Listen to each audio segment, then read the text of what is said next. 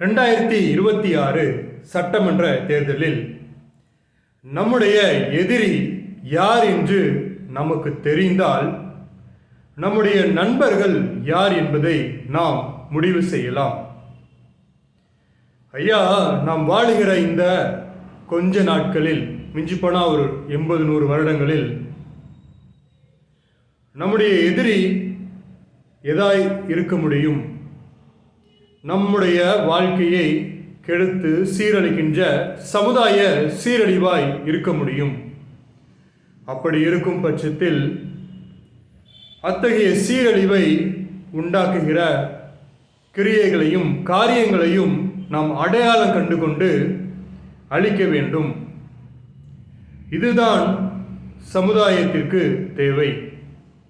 நம்முடைய எதிரி மனிதர்கள் அல்ல. நம்முடைய எதிரி சமுதாயத்தை சீரழிக்கும் காரியங்கள்.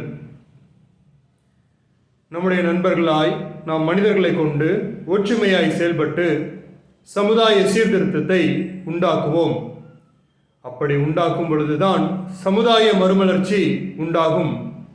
இல்லை என்றால் நாம் அனைவரும் நமக்குள்ளே நாம் எதிரிகளை உண்டாக்கி கொண்டு அநீதியும் அநியாயமும் பெருகும்படி நாமே வழி செய்து நாமே அழிந்திடுவோம்.